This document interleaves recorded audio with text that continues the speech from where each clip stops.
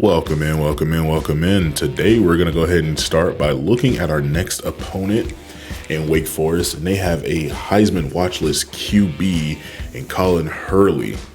He's sitting at about 8 touchdowns, 2 interceptions, 700 yards. And we also have had a couple of players win the Player of the Week award. In terms of the recruiting side of things, I'm looking at a 5-star safety who is more of a box specialist, similar to the play style of DeAndre Provo.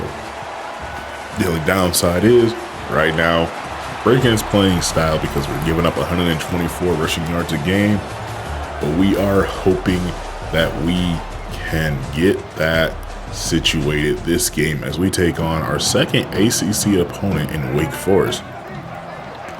Their offense will get the ball first. Hurley goes outside to his tight end, Zinger, and immediately gets a first down with the first play from scrimmage. Hopefully we'll be able to see why he is a Heisman candidate, as it's a play fake looking downfield. This one is caught. 32 yards total on just 2 passes and already past midfield.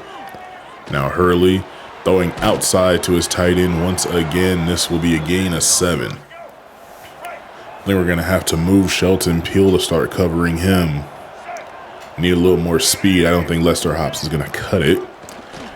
Hurley, calls his own number. He pulls it, and he will have the first down. Only 2 minutes have passed. They're quite literally moving down the field faster than we could have prepared for. Hurley short to his back. That'll be a gain of 5. On 2nd and 5, there'll be another play fake looking down the field. This one is broken up by Shelton Peel. Right space, right time. 3rd and 5 to keep the drive going. Hurley throws this one left side. It's broken up. This time it's Lester Hops. So both the linebackers have been making plays so far. And they're going to go ahead and try on the 4th down. Hurley back, looking middle, and broken up. I believe that was Anton Long in edge rusher in coverage. Now we're hoping that Patrick Hakeem and this offense can continue the same style of play they had last week. And so for our first play from scrimmage, it'll be a handoff to Casillas, and he doesn't go anywhere. He gets to start today. DeAndre Chris checks into the game with Rogers. Rogers will take this carry. He goes forward and picks up a gain of 7 to make this 3rd down a little bit easier on us. We send him out in motion. Puglisi looking down the field. This one is caught by Elder. He'll break 2 tackles before being brought down at the 44-yard line. Now Rogers pushing right side. He finds a crease. He's looking like he's got the speed. He's going to go the distance, 56 yards for the touchdown. Just good enough blocking. And it seems like the run game is going to continue to be a staple in our offense, with Nate Rogers continuing to lead the way, as Hurley would have this one broken up at the point of attack. On 2nd and 10, after the incompletion, he sends us back out wide to the right, lining up in the slot. And Hurley finds Zinger. This one will be a gain of 9. 3rd and 1. Can the defense get another stop? Sending a man in motion. It's a handoff and stopped for a loss. That's Ogboko making another big play. Manny Gage back to return this punt. He cuts it right side, trying to get some room. Heading towards the edge, picks up a block, got one man to beat, and he'll juke inside and get taken down at the 41-yard line. UAB starting off this game pretty hot right now. Puglisi would hand this one off to Casillas, and he manages a gain of only 3. Now 2nd and 7, it's a play action to Casillas. He's picking up some great blocks. Past the 20, jukes out a man and gets taken down at the 16-yard line. Now on 1st and 10, I formation, toss play out to Rogers. He's getting to the edge, picks up another block, and is not able to get to the end zone, but he will get down to the 4. That'll bring up 1st and goal. We send a man in motion, a handoff for Casillas. He goes nowhere again. He's not having the best rushing day, but I mean, some of the yards are there. Puglisi takes it himself into the end zone from 5 yards out. UAB up to a hot start, 14 points scored in this first quarter already. Taking it to Wake Forest, I mean, you can see why this team is currently ranked. Hopefully, they'll be looking to improve that ranking throughout the rest of the season, as now Hurley would find a man left side and complete for a first down. And after that completion, it'll be an RPO outside, juking out one man, picking up a block, and it looks like juking out two. He's inside the 30, inside the 25. No, down at the 26-yard line. Now on 1st and 10 from the 26-yard line, Hurley, looking left side, has a man wide open. That is Nathan Allen, a redshirt freshman speedster. So they got themselves someone similar to Patrick Hakeem. Hurley tries to call his own number again. This time, Mugboko says no, sits him down. Around the 20 on 3rd and 4, Hurley steps a little bit into this throw, and that'll be caught out of the backfield. That'll be a first down. Minute 27 left to go in this first quarter. Wake Forest looking to try and score, and he'll be stopped down at the 5. 2nd and 5 now. Hurley, screen pass, looking left side. This one will go for a touchdown. Hurley shows why he's on the Heisman watch list by responding on this drive to go ahead and bring the game within 7. He's 11 of 15 for 132 yards in the first quarter alone. And now Casillas spins out a defender, and he'll have a first down. Looking like we're going to get one of the last few plays of the first quarter here. And as we enter the second with a 2nd and 2, it's a play action for Puglisi. He's rolling out, and he barely gets this one away. So that'll be 3rd and 2 coming up. It is Casillas in the backfield, running right side. Has to try and cut it back as we had nobody on that defender.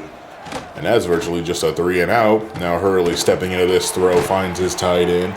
They're not going to credit him with the first down. They're going to say 2nd and inches. And on 2nd and inches, he goes out to the tight end. And this time he'll finish the down by getting the first down. But he will be shaken up. I think we're going to see him come back into this game. But for now, he has to check out. And Colin Hurley will be without one of his primary weapons for a bit. And it looks like he's not going to need him, as he's going to scramble and call his own number and try to run through one of our safeties for the first down. On 1st and 10, it'll actually be a draw play. Haven't seen one of those in a while. It'll be 2nd and 7 after a pickup of 3. Another handoff and breaking one tackle before finally being brought down. That's going to be 3rd and 5, and Lamar Fournette shaking up on that play. On 3rd and 5, Hurley steps into it, and he finds his man for a first down. Provo can't get there fast enough to knock that ball out. On 1st and 10, will be another handoff. Trying to go left side. He'll gain 5 on that carry. Lamar Fournette, only having a bruised hand, will check back into the game. And now Hurley had his man, Nathan Allen. Would have been a big game and a little shot for the cover 2. But instead, it's an incompletion. Hurley finds his back, outrunning Shelton Peel. And that'll put them inside the red zone at the 14-yard line. Out wide, Zinger's back in the game. Hurley calls his own number, picks up a great block, and is going to slide after a gain of 6. Now on 2nd and 4, it'll be another handoff, and he's got an eye for the end zone, or at least a nose for the end zone, excuse me. That's James in the backfield. And Hurley on the RPO finds his man wide open.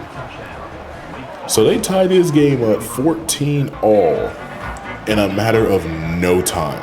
14 unanswered. Both teams have now done that. Now Puglisi would hand this off to Casillas, and he'll get a gain of 9. A little better running room there. 31 yards now. Puglisi, play action. Looking down the field, finds Jamal Thomas, and he'll be taken out at the 35-yard line. So both offenses are moving pretty well right now. Casillas still in the game. Sending a man in motion, that's Elder. It'll be handoff to Casillas.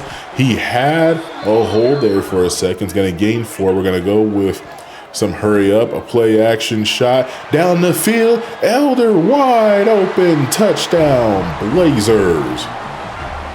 We decided to go hurry up because they really wanted to stop our run. We kept the same personnel on the field, and usually the CPU would call a timeout in that situation. And as soon as they didn't, and we were able to get everybody back lined up, hit them with a play action, and we would score. 21-14 now. Now on 1st and 10, Hurley deciding to move the ball down the field to Nate Allen. And that'll be a gain of 7. We have still trying to figure out which one of these freshman cornerbacks can really play in the slot, because I really want to keep Vernon Woodward III outside. I don't know how well that's going to work, as, oh my gosh, Jeremiah Vessel, what was that? You just gave up multiple yards.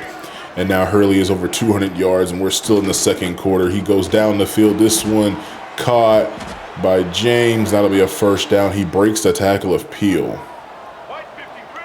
Now Hurley, with 3 minutes left in the first half, standing in the pocket, finds James out of the backfield again. This time he's out running Lester Hops.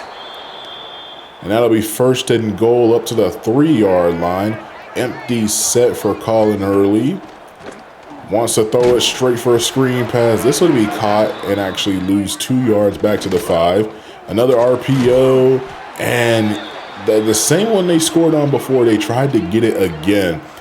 And I think they might have got in, but instead it's going to be a flag on the play that's going to back them up a little bit. So 2nd and goal from the 15. They go with another bubble screen RPO to Nathan Allen. And they're actually going to lose one of their linemen. They would make it 3rd and goal from the 10-yard line.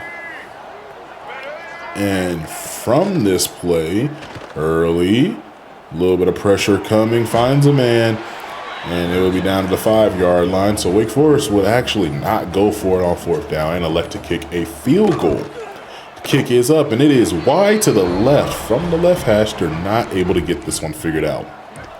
So UAB and Puglisi, 40 seconds left. Can they manage to find something downfield? Elder will make this catch.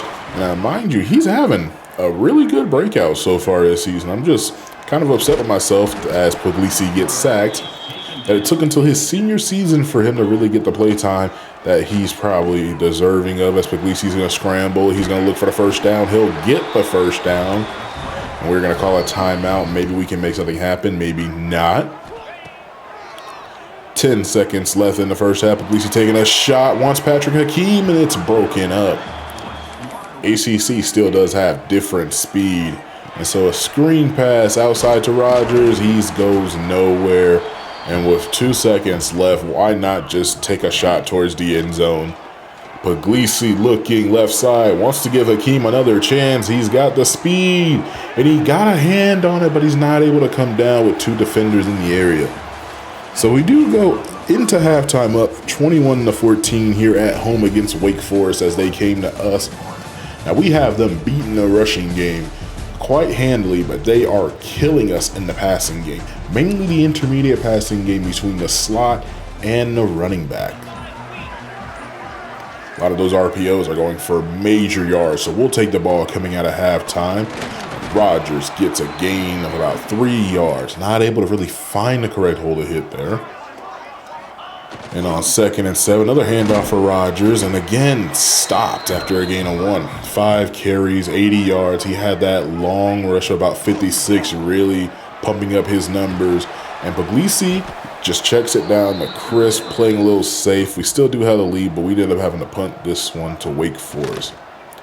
Down 7, Hurley goes down the field. It's picked off by Vernon Woodward III. He wanted Nathan James, and the senior corner transfer from Middle Tennessee State University comes up with his first interception on the year. I formation will be a handoff to Rogers. He's finding a crease, juking out a man. He's got some room again, spinning out 2 defenders, and he's across the 40. I think he might get 1,000 yards this season as Puglisi is going to go with a play fake, looking down the field, and incomplete. Put a little too much air under it. He wanted Patrick Hakeem. Still hasn't crossed 100 yards yet, as now Puglisi's going to run, and he's going to end up getting tracked down after a game of 3. Doesn't need to keep taking shots like this, as we would now cross 100 yards with Puglisi for a catch to Jalen Elder on the curl route. Now Puglisi looking down the field, and he gives the ball right back. Wanted to hit a post shot. Linebacker dropped right underneath it, just didn't see him. And this is one of those glitches where it shows a player injury, but Puglisi would actually get shaken up on that play with the defensive lineman tangled up with him. And because of that, he has leg cramps. If you remember what happened week 1 with those leg cramps, he did not come back to the game.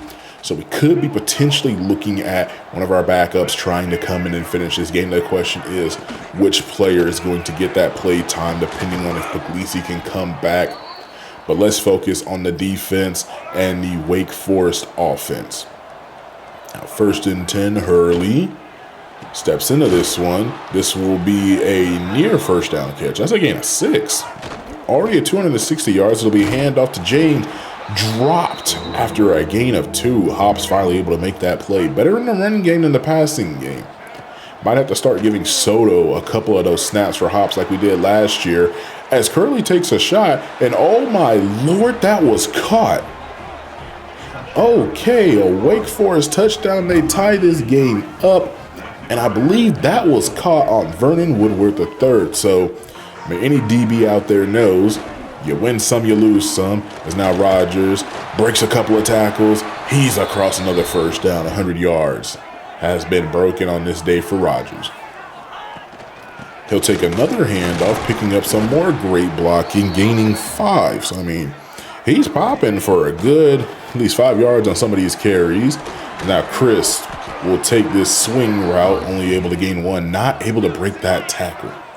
Puglisi dropping back, way back, goes short over to Patrick Hakeem. He's looking, jukes a man, breaks a tackle. He's got a nose for the end zone. He wants it all, and he's taken down at the 5. Hakeem really wanted to try and end that drive with a touchdown right there. Hasn't really had much action this game, and so we'll hand this one off to Rodgers. He's juking, stumbling, bumbling forward for a gain of 2 up to the 3-yard line. A toss out for Rodgers. He doesn't have the speed, and he'll be taken down at the 1. Now we're going to go with the power formation. And I mean, we got him to jump offside. Why? I mean, why not? Every inch counts in this kind of game. As James Coon would actually check into the game, and he's going to poach a touchdown from both Hakeem or Rodgers, as they've been the main ones that really needed it. And so down 7 again. Wake Forest looking to try and get another game-tying drive. First down for Nathan Allen. 2 minutes left in the 3rd quarter. James take this carry, running through 1 defender before getting dropped for a gain of 5. And on that 2nd and 5, Hurley finds Nathan Allen, and he will not be credited with the first. They're going to say he's just short. 3rd and 1. They bring out goal line. I think they're going to try and sneak it here. And Hurley manages to get a good enough push against this defensive line to get the first. We've been really good about stopping these sneaks, but the bigger, stronger linemen are just really hitting us for it right now. And that's the first one we haven't been able to stop in a while.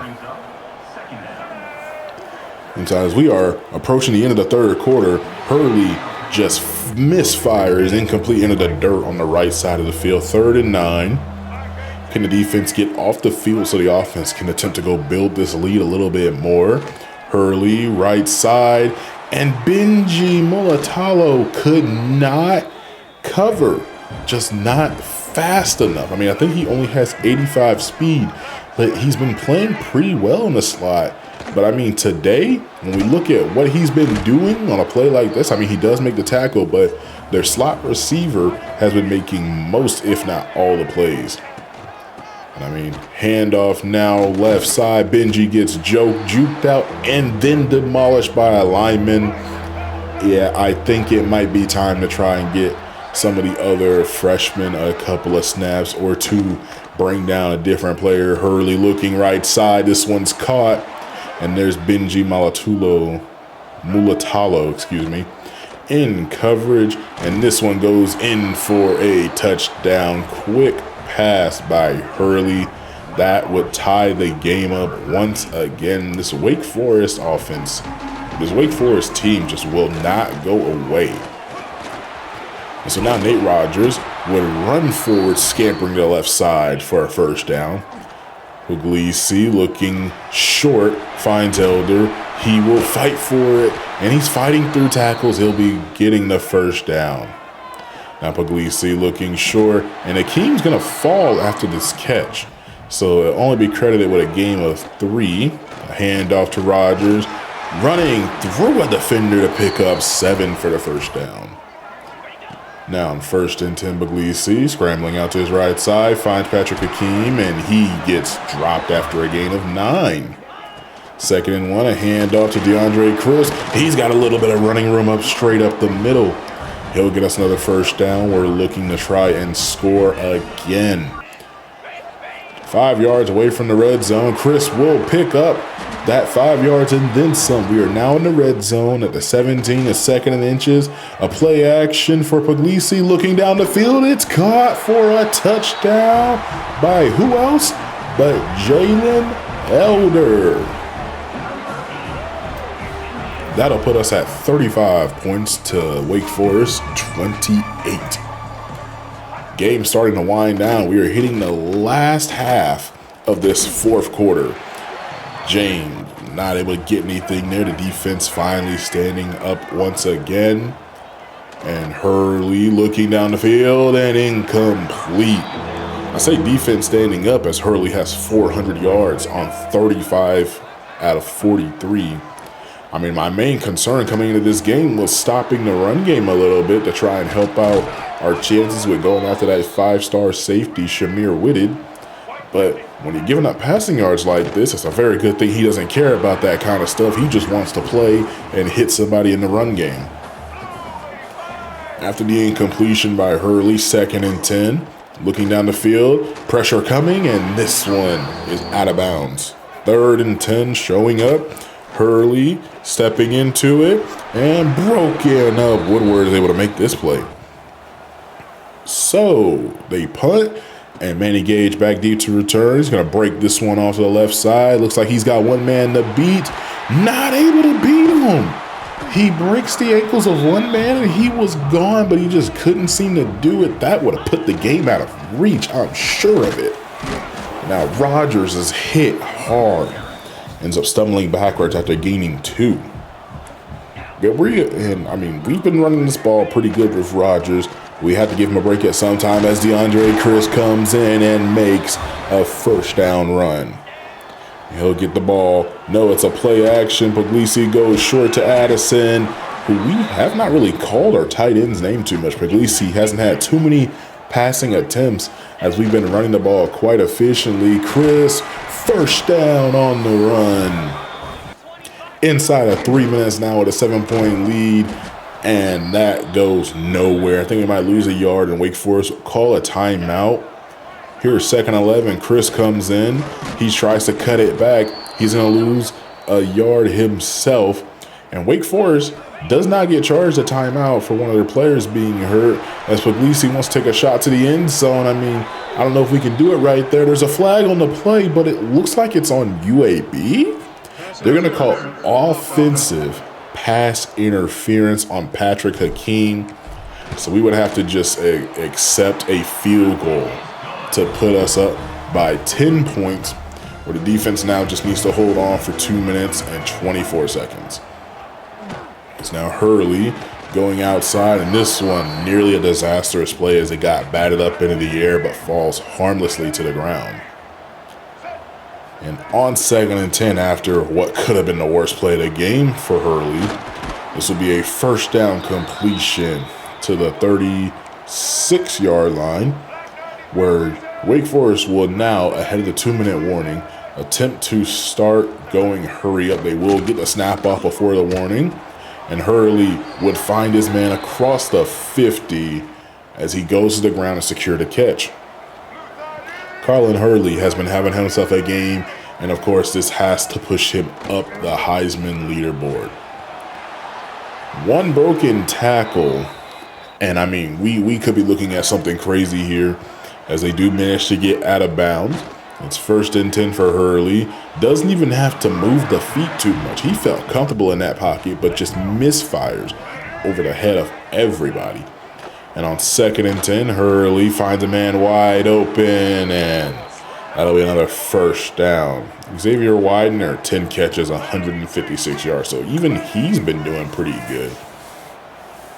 The guy who has been giving us the work outside and going short to James out the, not James, Allen out of the slot. That'll bring up 1st and goal for the 9-yard line. You know, we've really been seeing just 2 receivers go and give us all kinds of work today. And even the tight end comes back, that zinger. 2nd and goal from the 1-yard line. Wake Forest going into hurry-up mode, just staying in that zone, as it looks like they've hit the flow state, and they would score by Widener. Now, with only 2 timeouts, they would have to go for the onside, and they do kick this one off. It is recovered by Thomas, and he's taken down at the 39-yard line. So now we're going to attempt to try and run out the rest of this clock and escape with a win, 38-35. Wake Forest has been giving us a hell of a game, as we have been also giving them a hell of a game. No gain there. I mean, they'll give us one of 2nd and 9, trying to go outside for Thomas. He gets hemmed up by one of his own blockers, and then Kuhn doesn't even make the block, going out for the screen pass, and Kuhn gets absolutely demolished. So 4th and 16, and we'd have to punt this one away. We managed to drain it all the way down to 18 seconds. Hurley throws this one out of bounds, but there's a flag. I see laundry on the field. And they're going to say he was past the line of scrimmage, so that'll back him up a couple of yards. Now, 2nd and 15, 12 seconds left in the game. Does Hurley have the Heisman magic in his blood? He's moving right side. Throws this one out of bounds to the left. 7 seconds left in the game. We need to be playing back off. We definitely should be backing off in coverage. We shouldn't be playing anything kind of close. We shouldn't be giving anybody one-on-ones. And that's exactly what happens. And Allen catches it, but he's tracked down by Provo, and the game is over. Wake Forest could have had it if Allen breaks that tackle. Wake Forest does all. They would win the game. And I mean, you can't help but give Colin Hurley player of the game after a performance that he put up. 555 yards, 5 touchdowns, and 76% completion rate. Now, we walked away with the win, but I believe our defense in the passing game has been humiliated, and I think we truly, truly need to put in some time and effort ahead of our next couple of games to figure out who's wrong where, why are we not getting the pass rush, what all is going on. And I mean, that game right there, as we looked into the bye week, put Colin Hurley smoothly in first place for the Heisman watch. And we also would get Marquez, I want to say Jew or Jay. I'm going to decide on that one later. But we would get our first commit of the season.